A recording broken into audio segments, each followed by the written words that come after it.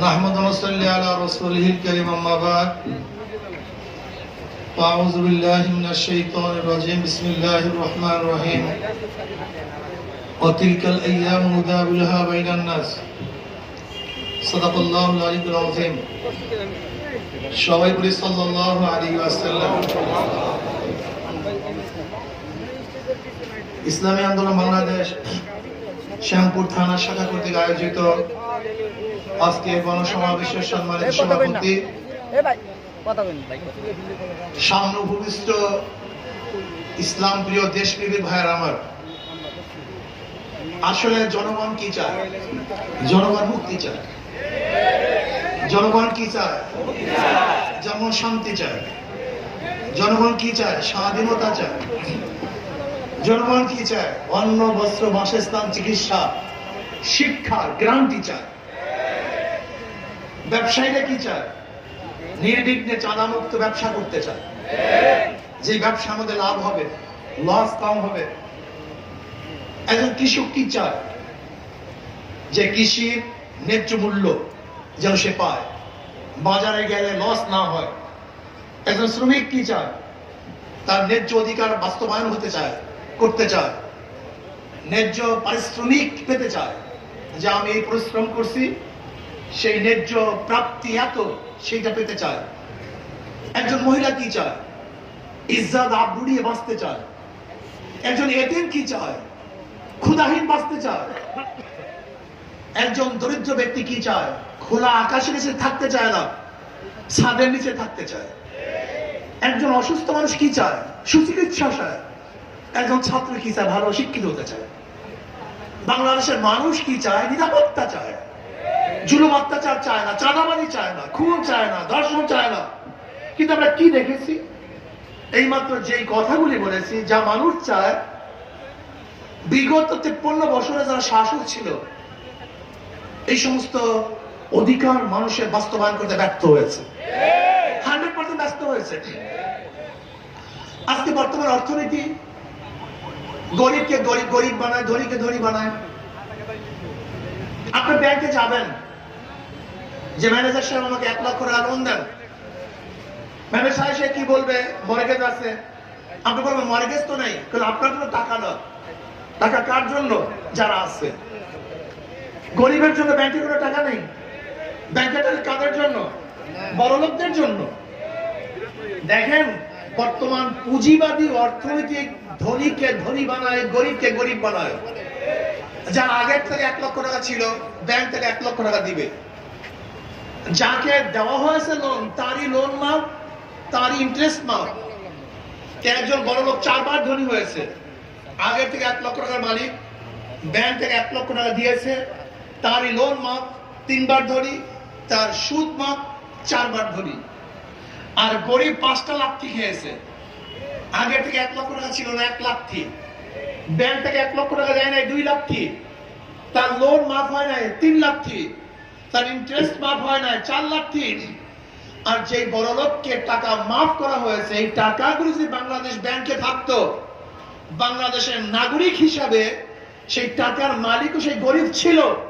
কিন্তু বড় লোককে মাফ করার কারণে গরিবের পেটের মধ্যে আরেকটা লাথি। তাই গরিবকে লাথি দেওয়া হয় 5টা, আর ধনীকে ধনী বানানো হয় 4 বার। এই বর্তমান পুঁজিবাদী অর্থনীতির মাধ্যমে ধনী ধনী হবে, গরিব রসাতলে যাবে। ইসলামী অর্থনীতি অ্যাপ্লাই করা হয়, তাহলে ধনী তো ভারসাম্য থাকবে, আর সমস্ত গরিবরা দরিদ্র সীমার উপরে চলে যাবে। বিশ্বাস হয় না? ইসলামিক অর্থনীতি, যত অর্থনীতি সব গরিবদের জন্য। যাকাত কাদের জন্য? গরিবদের জন্য। ওসব গরিবদের জন্য। মানব গরিবদের জন্য। ফাতরা গরিবদের জন্য। সমস্ত ইসলামী অর্থনীতি যা কিছু আছে সব কাদের জন্য? সব গরিবদের জন্য। অথচ কপাল পোড়া গরিব ইসলামকে পছন্দ করে না।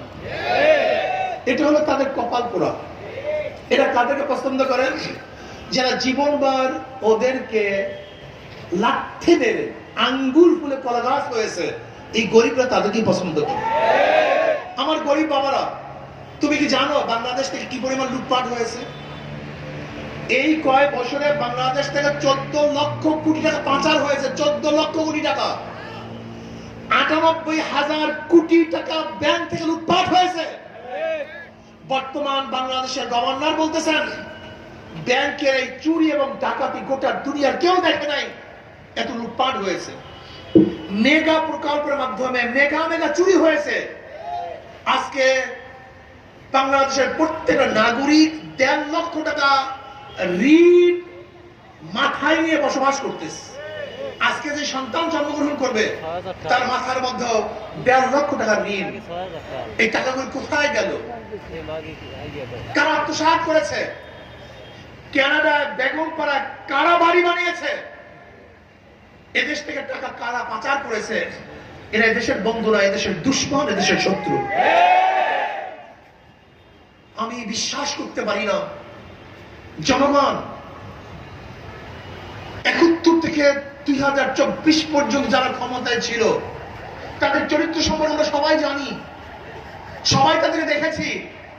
মাদার গাছ লাগিয়ে আমের আশা করা যায় না, চোরের মাধ্যমে চুরি বন্ধ করা যায় না, ডাকাতের মাধ্যমে ডাকাতি বন্ধ করা যায় না, ধর্ষকদের মাধ্যমে ধর্ষণ বন্ধ করা যায় না, নীতিহীন দুর্নীতিবাজদের মাধ্যমে বাংলাদেশের দুর্নীতিও বন্ধ করা যায় না। আজকে শেখ হাসিনা চলে গেছেন, কিন্তু শেখ হাসিনার লোকজন একজনও কিন্তু বাংলাদেশ থেকে যায় নেই। সবাই ঘাপটি বেড়ে বসা আছে। প্রত্যেকটা জায়গায় দুর্নীতি আর দুর্নীতি, দুর্নীতি আর দুর্নীতি, চুরি আর চুরি, ডাকাতি আর ডাকাতি। আমরা বাংলাদেশের চুরি দেখতে চাই না। আমরা চাই শ্রমিকদের অধিকার, জেলেদের অধিকার, তাঁতিদের অধিকার, মজদুরদের অধিকার, ঋষির অধিকার, কামারের অধিকার, পুরুষের অধিকার, মহিলাদের অধিকার বাস্তবায়ন করতে চাই। আমরা চাই মুসলমানদের অধিকার, আমরা চাই হিন্দুর অধিকার, খ্রিস্টানদের অধিকার, বৌদ্ধদের অধিকার। আমরা চাই বাংলাদেশের প্রত্যেকটা নাগরিক সাম্য, মানবিক মর্যাদা, সামাজিক ন্যায় বিচার নিয়ে বসবাস করবে। আমরা চাই ভোটের অধিকার। প্রত্যেকটা মানুষ তার ইচ্ছা অনুযায়ী ইসলাম প্রিয় দেশপ্রেমিক ব্যক্তিদেরকে ভোট প্রদান করবে। এর জন্য দরকার জনগণের ঐক্য। জনগণের ঐক্য ব্যতীত কোনোদিন সম্ভব না। আজকে থেকে জনগণ ঐক্য হন। যে দলের মধ্যে গুন্ডা আছে, যে দলের মধ্যে চাঁদাবাজ আছে, যে দলের মধ্যে ডাকাত আছে, ধর্ষক আছে, মদখোর আছে, জুয়াখোর আছে, চরিত্রহীন খুনিরা আছে, ওই দলকে আমরা প্রত্যাখ্যান করলাম, ওদেরকে ভোট দেবো না, ওদের দল করবো না। জনগণ ঐক্য হন। জনগণের ঐক্য ব্যতীত এই দেশের দুর্নীতি বন্ধ করা কোনোদিন সম্ভব না। আইনের মাধ্যমে দুর্নীতি বন্ধ করা যায় না। আজকে এখানে যারা শ্যামপুরের লোক আছেন, আপনারা চাঁদাবাজের বিরুদ্ধে ঐক্য হন। চাঁদাবাজের বিরুদ্ধে ঐক্য হন।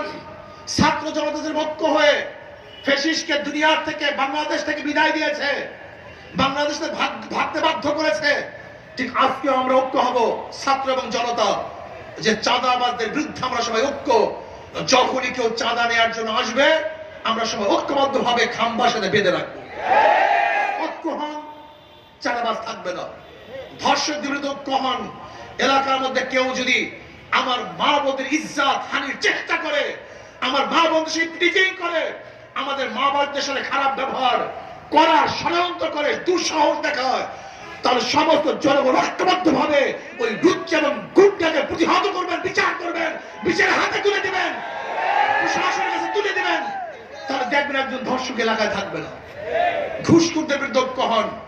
সবাই ঐক্যবদ্ধ ভাবে, যে অফিসের মধ্যে ঘুষ থাকবে, ছাত্র জনতা ঐক্য হয়ে সে অফিস ঘেরাও করেন, সে অফিসার পরিবর্তন করার জন্য স্লোগান তোলেন যে তাকে অবশ্যই বিচার করতে হবে।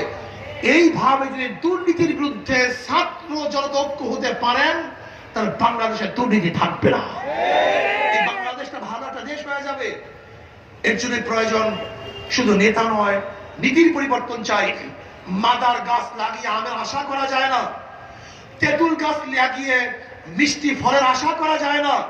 ঠিক দুর্নীতিবাজ নেতা এবং দলের মাধ্যমেও দেশকে দুর্নীতি মুক্ত করা যায় না। আসুন আগামী নির্বাচনে যারা আল্লাহকে ভয় করে, আল্লাহর সামনে দাঁড়িয়ে হিসাব দেয়াকে ভয় করে, এরকম তাকওয়ালা মুত্তাকি নেতৃত্বকে যদি আমরা মেনে নিতে পারি, ক্ষমতায় নিতে পারি, তাহলে ইনশাআল্লাহ এদেশের টাকা, মান, ইজ্জত, সম্পত্তি হেফাজত হবে। এই বাংলাদেশের ভূখণ্ড রক্ষা হবে। আজকে বাংলাদেশের ভূখণ্ডকে ধ্বংস করার জন্য পার্বত্য অঞ্চলকে স্বাধীন করার জন্য যারা চক্রান্ত করতেছে, আমি অন্তর্বর্তীকালীন সরকারকে বলবো কঠোর হস্তে তাদেরকে দমন করেন। যদি দমন করতে ব্যর্থ হন তাহলে বাংলাদেশের মানুষ কিন্তু ছাড়বে না, বরং বাংলাদেশের মানুষ ঐক্যবদ্ধ ভাবে বাংলাদেশের প্রত্যেকটা ইঞ্চি মাটিকে তারা রক্ষা করবেই করবে ইনশাআল্লাহ। আসুন ছাত্র ছাত্র ঐক্য হন, দুর্নীতির বিরুদ্ধে ঐক্য হব, ইসলাম হুকুমাত কায়েম করব। 92% মুসলমানদের দেশে ইসলাম হুকুমাত চলবে, অন্য কোন নতি আদর্শ এদেশে চলা উচিত না। আল্লাহ আমাকে আমাদের সবাইকে কবুল করে নেন। আল্লাহুম্মা আমিন। ربنا ظلمنا انفسنا وان لم تغفر لنا وترحمنا لنكونن من الخاسرين। আল্লাহ আপনার জমিনে আপনার হুকুমাত ইসলাম হুকুমাত কায়েম করে দেন। ইসলাম হুকুমাতের জন্য সাহাবায়ে কেরামদের নমুনায় সহিহ জিহাদ করার তৌফিক দিয়ে দেন। কমপক্ষে কপাল পরা মুসলমানের কলব ইসলামের দিকে ঝুঁকায় দেন। আল্লাহ ইসলামের বিজয়ের জন্য হাত পাকাকে বিজয় করে দেন। আল্লাহ ইসলামকে বিজয় করে দেন, হাত পাকাকে বিজয় করে দেন। রব্বিল হামহুমা কামা রাব্বায়ানি সগীরা। সুবহান রাব্বিকা রাব্বিল ইজ্জাতি আম্মা ইয়াসিফুন, সালামুন আলাল মুরসালিন, আলহামদুলিল্লাহি রাব্বিল আলামিন। আসসালামু আলাইকুম ওয়া রাহমাতুল্লাহি ওয়া বারাকাতুহু।